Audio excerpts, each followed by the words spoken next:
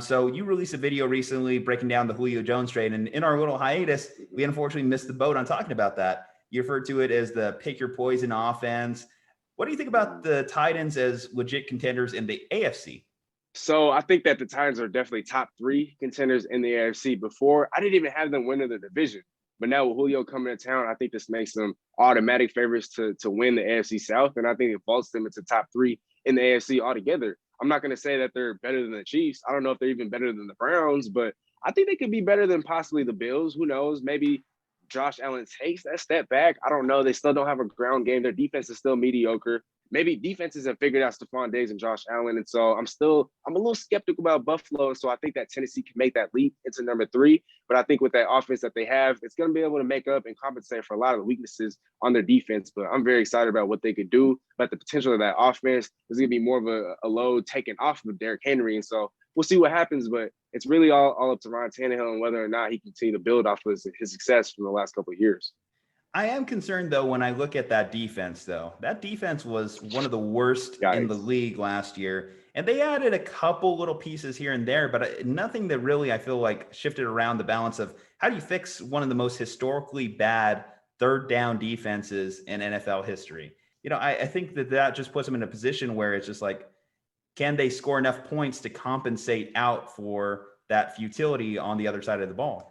Definitely think so. One of the points that I made in that video was there's really nowhere to go but up for that defense. They finished with a measly or with an atrocious 19 sacks last year. How does it get worse than that? I think that there's only really room to go up. I think that with Bud Dupree, I don't think he's a top tier pass rusher on a winning team, but he is a lot better than what they had last year. Danico Autry's been a very rock solid presence the last couple of years, 7.5 sacks or more, 7 sacks, 6.5 sacks. He's had years like that. Who else are they bringing? Harold Landry should build off of what he had last year. The secondary should be a lot better. And when you look at the offense that they had, Corey Davis was their number 2 wide receiver, and they were 4th in the NFL in scoring. Now, Julio Jones is a massive upgrade over Corey Davis, and so I'm not sure if they're going to be able to put up enough points to offset the futility of the defense, like you said, but they're definitely going to be able to put up a lot more than some of the points that they put up last year.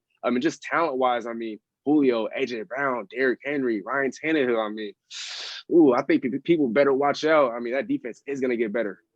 I am concerned, though, when I think about the switch at offensive coordinator. So Arthur Smith obviously is gone and going to the Atlanta Falcons to be their head coach, and Todd Downing is coming in.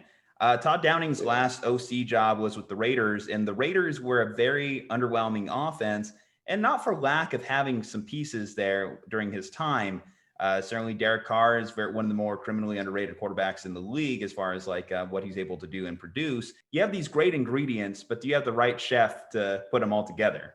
That's a good question. One that we're probably not going to find out the answer to until later on in the season, but I just think that there's too much talent there to not be able to get it right.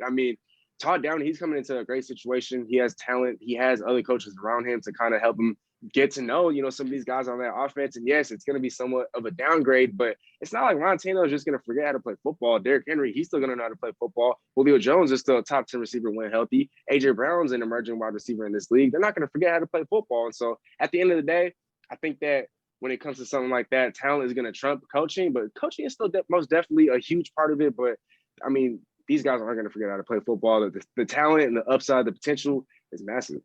So sitting here right today, you're going to say the Titans are going to be your AFC South favorite? Oh, no doubt. We'll see what happens with Carson Wentz and the Colts if they can hit a little bit of rebound. Obviously, he's coming back with his former offensive coordinator, Frank Reich.